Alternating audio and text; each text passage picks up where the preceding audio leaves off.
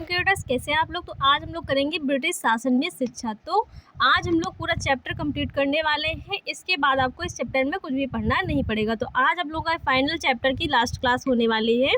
तो अगर आप लोगों ने इसकी पहले की क्लासेस नहीं देखी हैं तो प्लेलिस्ट में जाइए, विजिट करिए, आप लोगों को क्लास मिल जाएंगे जिससे आप लोगों को बहुत हेल्प होने वाली है। तो आज हम लोग जानेंगे ब्रिटिश शासन में शिक्षा क्या है, किस प्रकार से ब्रिटिश शासन में शिक्षा की व्यवस्था थी। तो आइए स्टार्ट करते हैं। चार्ल्स वुड की घोषणा पत्र से मिशनरियों का शिक्षा से एकाधिकार समाप्त हो गया। मतलब चार्ल्स वुड का घोषणा पत्र कब आया था? तो 1854 में आया था। उसके बाद क्या हो गया, मिशनरियों का जो शिक्षा पर अधिकार है वो समाप्त कर दिया गया। सन 1857 की क्रांति के बाद भारत के शासन की बागडोर किसके हाथ में आई? ब्रिटिश संसद के द्वारा संभाली जाने लगी। तो 1857 की क्रांति के बाद क्या हुआ, जो भारत के शासन की जो बागडोर है वो किसके हाथ में आई? ब्रिटिश संसद के द्वारा संभाली जाने लगी, अर्थात कंपनी शासन का अंत हो गया। तो ब्रिटिश संसद ने क्या किया, भारत की बागडोर अपने हाथों में ले ली और जो ब्रिटिश कंपनी थी उसका अंत हो गया। इंग्लैंड में general council of education in India नामक संस्था बनाई गई और 1857 की क्रांति के बाद ही क्या हुआ, इंग्लैंड में general council of education in India नामक एक संस्था बनाई गई।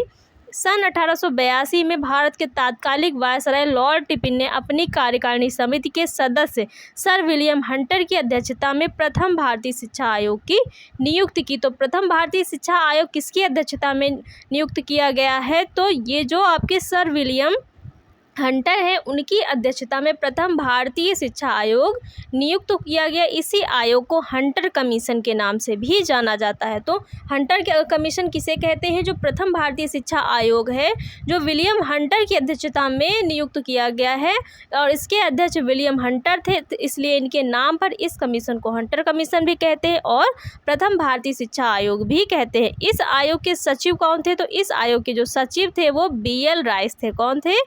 BL राइस थे। तो इधर आप हम लोगों ने समझा। हंटर आयोग के सुझाव समझते हैं कि हंटर आयोग ने क्या क्या सुझाव दिए आने के बाद। तो प्राथमिक स्तर पर इन्होंने क्या कहा, प्राथमिक शिक्षा को जनसाधारण शिक्षा मानी जानी चाहिए, शिक्षा का माध्यम क्षेत्रीय भाषाओं, शिक्षा को सरकार का संरक्षण मिले। जो प्राथमिक स्तर है उस पर हंटर आयोग ने क्या कहा, इन्होंने कहा जो प्राथमिक स्तर की शिक्षा है उसे कौन सी शिक्षा माना जाए? जनसाधारण की शिक्षा। मतलब सब लोग प्राथमिक स्तर पर शिक्षा प्राप्त कर सकते हैं और साथ ही जो प्राथमिक स्तर में शिक्षा का माध्यम है वो कौन सी भाषा होनी चाहिए? तो वहाँ की क्षेत्रीय भाषाओं का प्रयोग करके प्राथमिक स्तर पर पढ़ाया जाना चाहिए।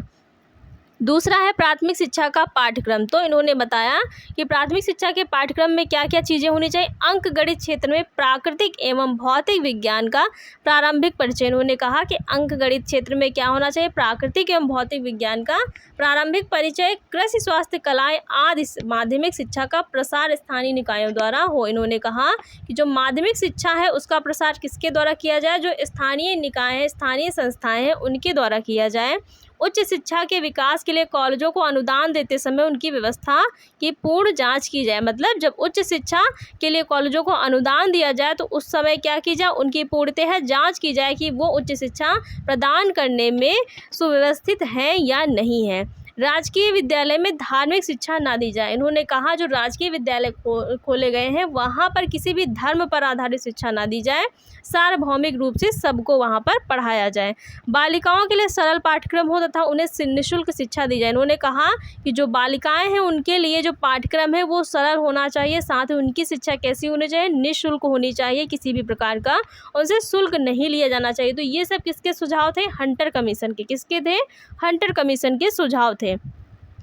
इसके बाद क्या आया? तो इसके बाद आया हंटर कमीशन के बाद आया है आप लोगों का भारतीय विश्वविद्यालय आयोग। क्या आया? हंटर कमीशन के बाद 1902 में कौन सा आयोग आया? तो भारतीय विश्वविद्यालय आयोग आया। कौन सा आयोग? 1902 में आया भारतीय विश्वविद्यालय आयोग। सन 1899 में लॉर्ड कर्जन भारत में वायसराय बनकर आया। जो सन 1899 में क्या हुआ, जो लॉर्ड कर्जन है वो भारत में क्या बनकर आए? वायसराय बनकर आए। उसने सन 1901 में 15 सदस्यों का गुप्त शिक्षा सम्मेलन शिमला में किया। तो जो लॉर्ड कर्जन है वो भारत में वायसराय बनकर आए। इन्होंने 15 सदस्यों का जो गुप्त शिक्षा सम्मेलन है वो 1901 में कहाँ किया? शिमला में किया। इसमें एक भी सदस्य भारतीय नहीं था।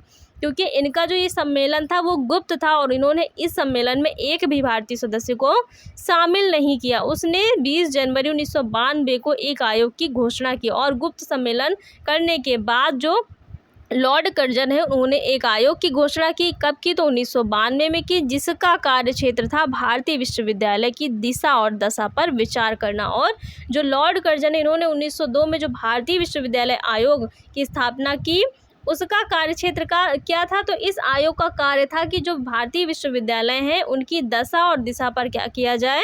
विचार किया जाए। मतलब वो किस प्रकार से कार्य कर रहे हैं और उनकी आर्थिक स्थिति कैसी है, इन सब पर विचार करने का जो कार्य सौंपा गया वो किसको सौंपा गया?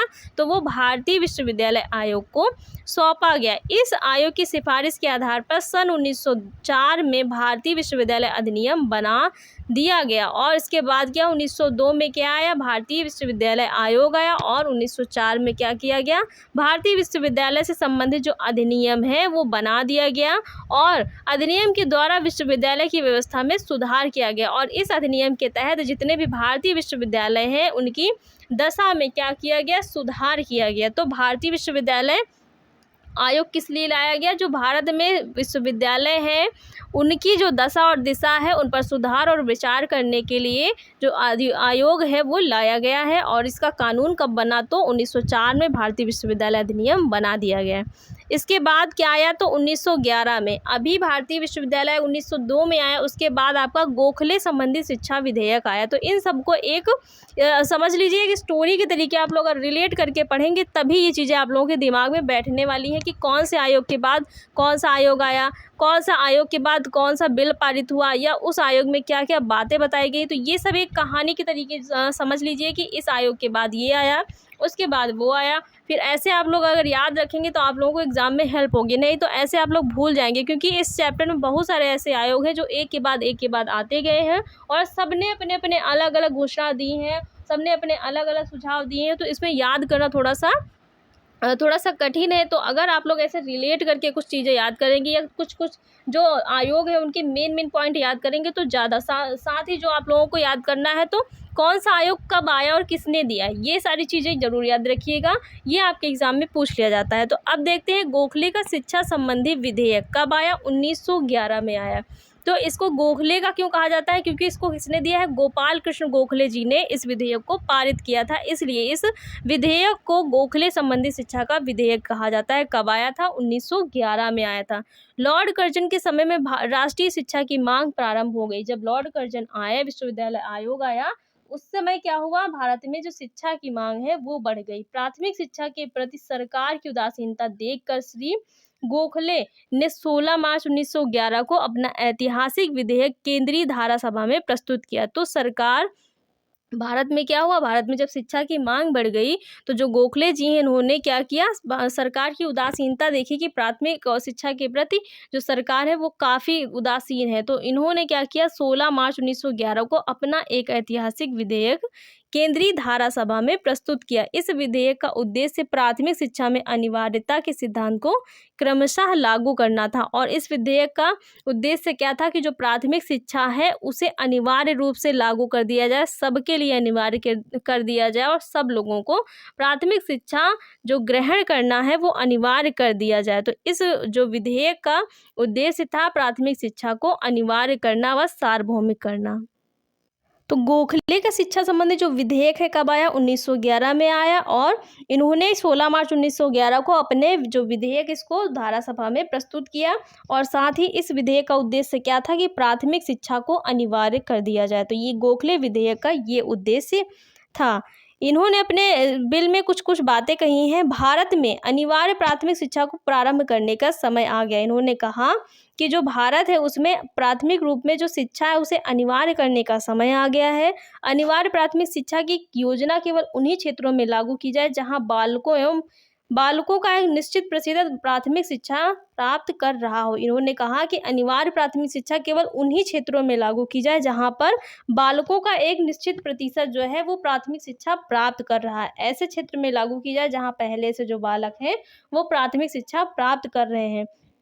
स्थानीय संस्थाओं को प्राथमिक शिक्षा के व्यय के लिए शिक्षा कर लगाने का पूर्ण अधिकार होगा। इन्होंने कहा जो स्थानीय संस्थाएं हैं उनको क्या होगा, प्राथमिक शिक्षा के व्यय को वहन करने के लिए जो शिक्षा है उस पर कर लगाने का पूर्ण अधिकार दिया जाएगा। वो शिक्षा पर कर लगा सकते हैं। अनिवार्य प्राथमिक शिक्षा प्राप्त करने वाले बालकों की आयु 6 से 10 वर्ष होगी। इन्होंने कहा कि जो बालक प्राथमिक शिक्षा प्राप्त करेंगे उनकी आयु इन्होंने एक निश्चित कर दी कि कितनी होगी, 6 से 10 साल के जो बालक हैं वो प्राथमिक शिक्षा अनिवार्य रूप से प्राप्त कर सकते हैं।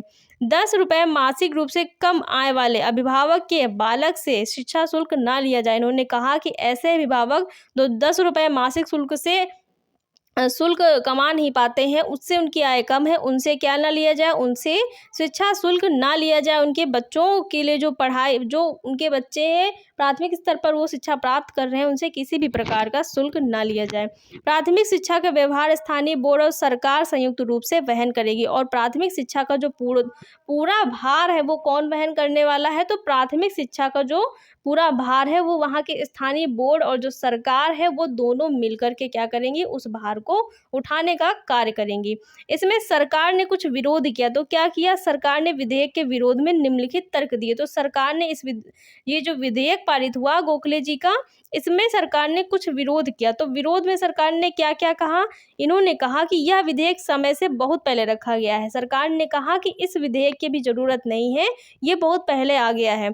जनता ने इसकी मांग नहीं की, जनता भी इस योग्य नहीं। और सरकार ने कहा कि जनता ने इस विधेयक की कोई मांग नहीं की और जनता अभी इस योग्य नहीं है कि उस पर यह विधेयक पारित किया जाए, साथ ही उनको ये सारी चीज़ें उन पर लागू की जाए। प्रांतीय सरकारी अनिवार्य शिक्षा के विरुद्ध है। जो प्रांतीय सरकार है वो अनिवार्य शिक्षा नहीं प्रदान करना चाह रही है, वो अनिवार्य शिक्षा के विरुद्ध है। स्थानीय संस्थाएं शिक्षा के इस भाग को ना सह पाएंगी।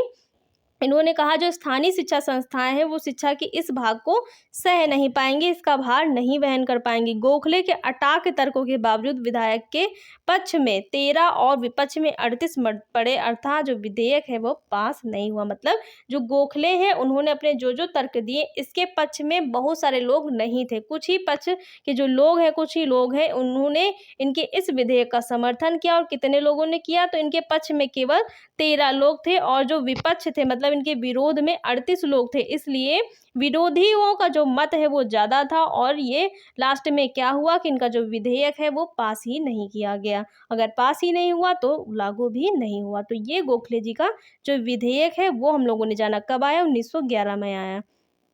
आगे है शिक्षा नीति संबंधित सरकारी प्रस्ताव। तो शिक्षा नीति से संबंधित जो सरकार है क्या क्या प्रस्ताव उन्होंने रखे, तो 50 लाख देने की घोषणा के परिणाम स्वरूप 1913 में सरकार ने शिक्षा संबंधी प्रस्ताव जो है पास किया। सरकार ने क्या किया, 50 लाख रुपए की घोषणा की, किस पर, शिक्षा पर देने के लिए। और कब ये पारित किया, तो 1913 में ये जो शिक्षा संबंधी प्रस्ताव है ये पारित किया गया है। कब पारित किया गया, 1913 में। कितने पैसे देने की बात की गई, तो 50 लाख देने की बात की गई है। अगला है आप लोगों का विश्वविद्यालय आयोग अथवा सैडलर कमीशन। तो बहुत इंपॉर्टेंट है, विश्वविद्यालय आयोग अथवा सैडलर कमीशन कब आया, 1917 में आया। कब आया आप लोगों का ये जो विश्वविद्यालय आयोग और सैडलर कमीशन, 1917 में आया। विश्वविद्यालय आयोग को सैडलर कमीशन के नाम से भी जाना जाता है, इसको भी ध्यान रखिए। सन 1917 में भारत सरकार ने डॉक्टर माइकल सैटेलाइट की अध्यक्षता में एक आयोग की नियुक्ति की। तो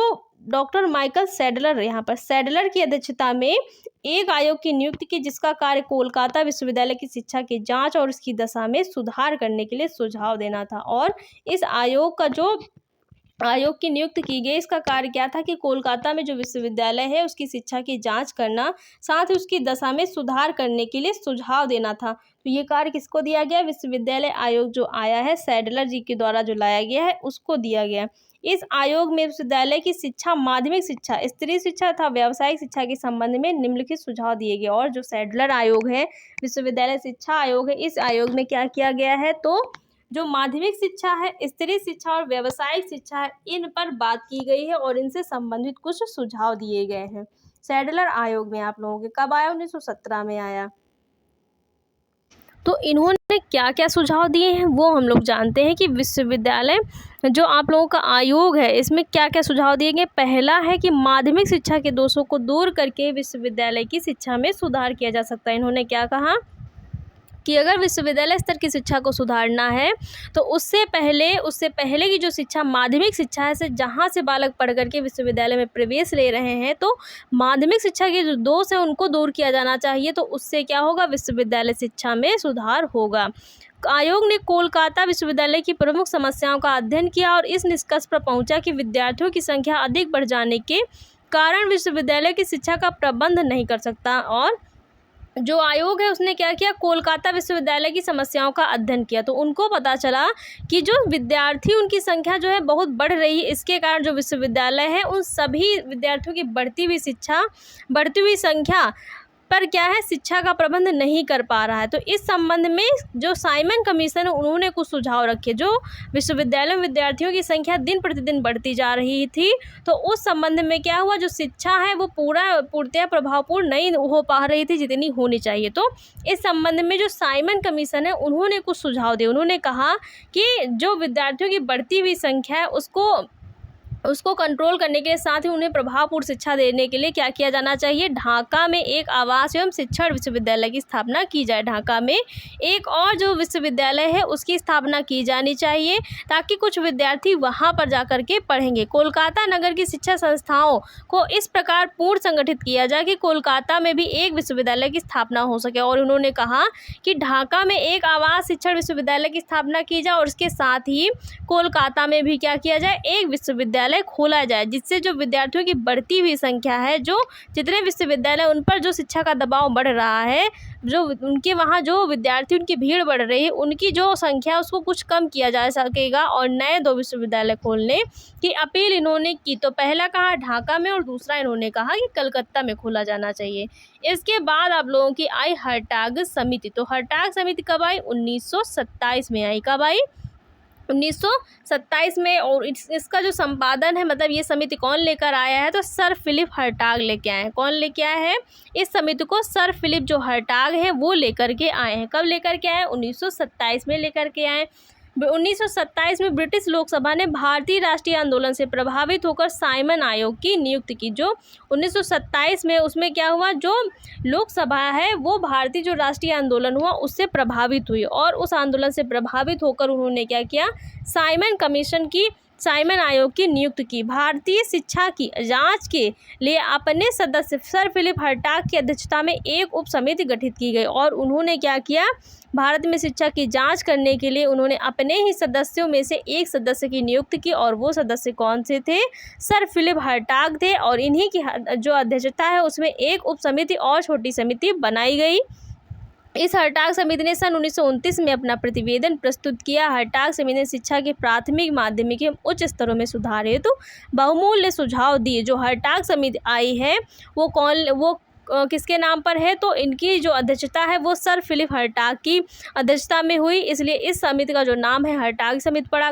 कब आई, तो 1927 में आई। और इस समिति ने क्या क्या कार्य किए, किस और कार्य किए, तो इस समिति ने प्राथमिक शिक्षा, माध्यमिक शिक्षा एवं उच्च शिक्षा में सुधार हेतु कार्य किए हैं। तो इतने दो तीन लाइन है ये याद रखिएगा। ये समिति कब आई है, किसके द्वारा आई है, साथ ही इसने किस क्षेत्र में कार्य किया है। तो किस क्षेत्र में कार्य किया है, प्राथमिक, माध्यमिक एवं उच्च शिक्षा के जो स्तर है उसमें सुधार हेतु कार्य किया है। इसके बाद आया आप लोगों का वुड एबट रिपोर्ट। तो वुड एबट रिपोर्ट कब आई, 1937 में आई। हर्टाग कब आया, तो हर्टाग समिति 1927 में। वुड की जो रिपोर्ट है वो कब आई, वुड की जो रिपोर्ट है वो कब आई, 1937 में। कब आई, 1937 में। इसमें क्या क्या हुआ, भारत सरकार ने केंद्रीय शिक्षा सलाहकार बोर्ड की सलाह पर शिक्षा के पुनर्गठन हेतु वुड एबट नामक ब्रिटिश विशेषज्ञों की सेवाएं प्राप्त की। मतलब जो भारत सरकार है उसने केंद्रीय शिक्षा सलाहकार जो बोर्ड है कि शिक्षा की सलाह पर इन्होंने क्या किया, पुनर्गठन किया शिक्षा के लिए। और वहाँ पर किसको शामिल किया, जो वुड एबट है, ब्रिटिश हैं जो विशेषज्ञ हैं, उनकी जो सेवाएं हैं वो प्राप्त की, उनको शामिल किया। उन्होंने 1937 में अपना प्रतिवेदन दिया। और जो वुड एबट है उन्होंने क्या किया, जब भारतीय सरकार ने उनको अपनी केंद्रीय शिक्षा सलाहकार बोर्ड में शामिल किया, पुनर्गठन किया, तो उन्होंने अपना जो प्रतिवेदन है 1937 में प्रस्तुत किया। इसमें शिक्षक, प्रशिक्षक एवं व्यावसायिक प्रशिक्षण महाविद्यालय स्थापित करने के सुझाव दिए गए हैं। तो जो वुड एबट रिपोर्ट है इसमें वुड ने क्या कहा, इन्होंने जो है शिक्षक, प्रशिक्षक, व्यावसायिक प्रशिक्षण और महाविद्यालय स्थापित करने के लिए सुझाव दिए। इन्होंने शिक्षकों के प्रशिक्षण के लिए, साथ ही व्यावसायिक प्रशिक्षण के और महाविद्यालयों को स्थापित करने के लिए अपनी रिपोर्ट में सुझाव दिए भारत सरकार को। इसके बाद आप लोगों का आया वर्धा शिक्षा सम्मेलन। तो वर्धा शिक्षा सम्मेलन जो है इम्पॉर्टेंट है, आपका जो एग्ज़ाम है इसमें क्वेश्चन आपके एग्ज़ाम में बनता है। वर्धा शिक्षा सम्मेलन किसके द्वारा आया? तो जो वर्धा शिक्षा सम्मेलन है वो सबसे पहले जानते हैं किसके द्वारा आया है, तो महात्मा गांधी जी के द्वारा लाया गया। किसके द्वारा लाया गया है? महात्मा गांधी जी के द्वारा लाया गया है। कब लाया गया? 1937 में लाया गया। कब लाया गया? 1937 में लाया गया। अंग्रेजी पद्धति की शिक्षा का विरोध एवं स्वदेशी शिक्षा पद्धति की स्थापना करने के उद्देश्य से महात्मा गांधी ने सन 1937 में वर्धा शिक्षा सम्मेलन का आयोजन किया। तो भारत में जो अंग्रेजी शिक्षा पद्धति से शिक्षा दी जा रही थी, तो उस शिक्षा पद्धति का विरोध करने के लिए जो महात्मा गांधी जी हैं उन्होंने वर्धा शिक्षा सम्मेलन चलाया और इस सम्मेलन के तहत उन्होंने स्वदेशी शिक्षा पद्धति पर बल दिया। मतलब अपने देश की जो शिक्षा पद्धति है उसको लागू करने के लिए, साथ ही उस माध्यम में शिक्षा देने के लिए उन्होंने बल दिया। सन 1937 में वर्धा शिक्षा सम्मेलन का आयोजन किया गया। इस सम्मेलन में बेसिक शिक्षा पद्धति को स्वीकार किया गया। इस सम्मेलन में क्या किया गया? जो बेसिक शिक्षा पद्धति है उसको स्वीकार किया गया। फलस्वरूप कांग्रेस शासित राज्यों में प्राथमिक स्तर पर बेसिक स्कूल या बुनियादी विद्यालय खोले गए। और इस सम्मेलन के बाद क्या हुआ?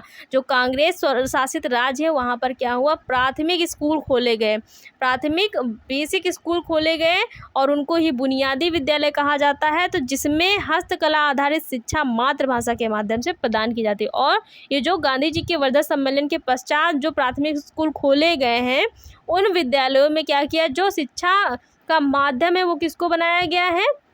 तो अंग्रेजी पद्धति को ना बनाकर मातृभाषा को बनाया गया है। साथ ही ये जो विद्यालय खोले गए ये पूर्णतया हस्तकला पर आधारित थे। तो गांधी जी की वर्धा शिक्षा सम्मेलन आज चलाने का जो उद्देश्य था वो था कि जो अंग्रेजी शिक्षा पद्धति है उसको हटा करके स्वदेशी शिक्षा पद्धति को प्राथमिक स्तर पर लागू किया जाए। तो उनके इस सम्मेलन के बाद उनका जो ये प्रयास है वो सफल हुआ और जो प्राथमिक स्तर के विद्यालय खोले गए उनमें मातृभाषा को शिक्षा का माध्यम बनाया गया है। और जो स्वतंत्रता के पश्चात भी क्या हुआ? ये जो विद्यालय हैं वो चल रहे हैं।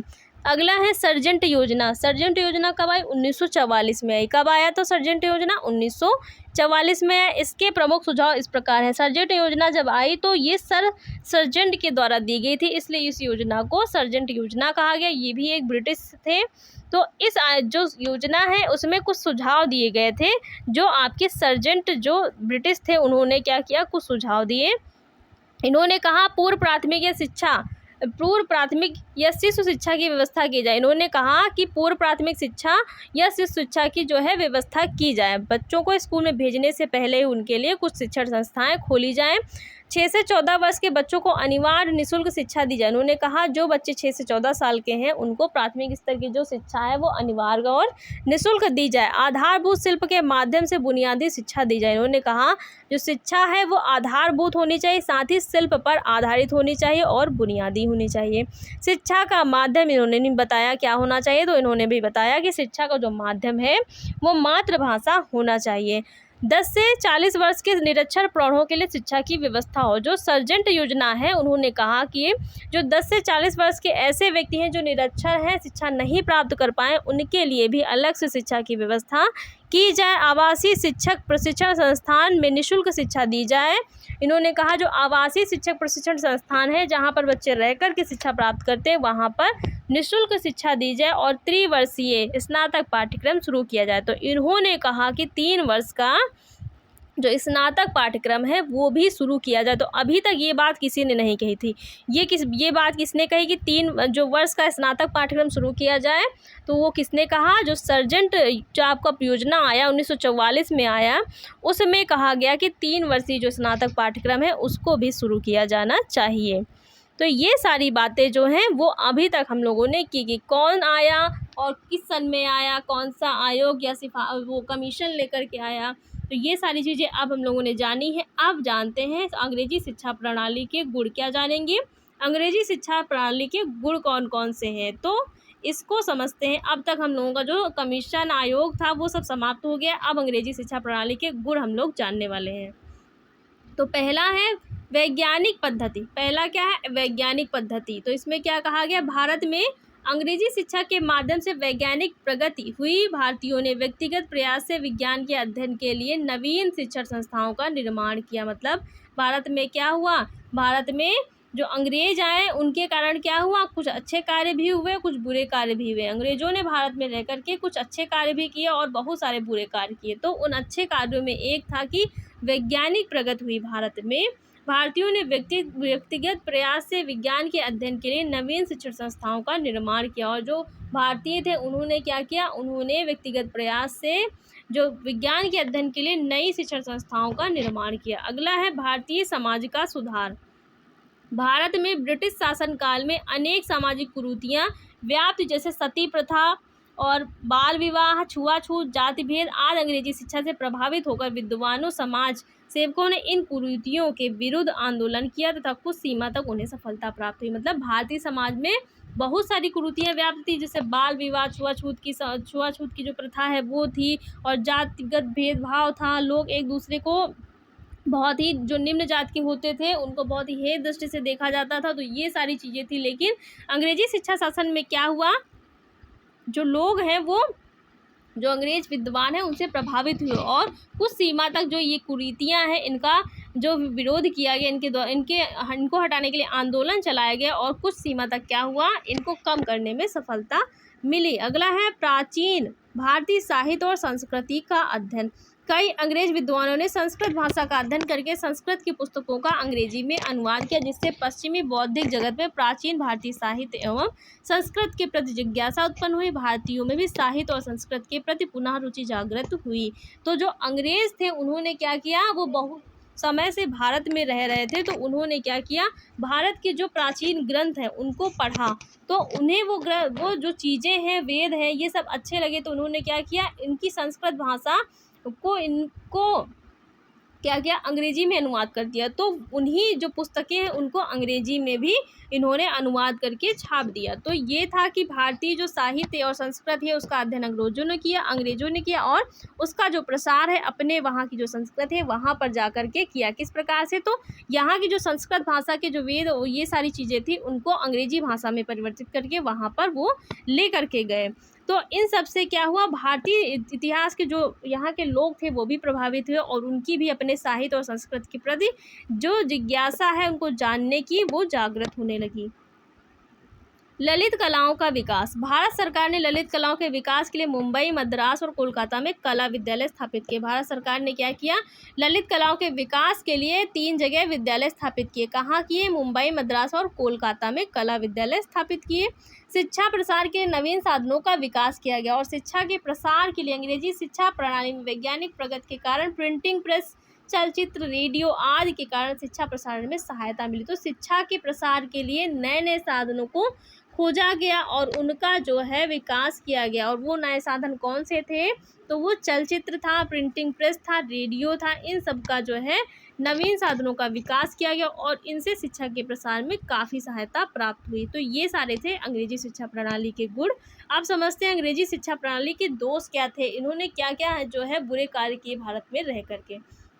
तो देश के वातावरण के साथ समन्वय में ना होना, मतलब इन्होंने क्या किया, भारत में रह करके भारत के वातावरण के साथ समन्वय नहीं किया, बल्कि ये अंग्रेजी शासन को यहाँ पर ला करके यहाँ अंग्रेजी शासन में लोगों को समन्वय करवाना चाहते थे, अपने शासन, अपने जो सांस्कृतिक रीति रिवाज है उनमें ढालना चाहते थे। तो ये इनकी एक क्या थी, इनका दोष था।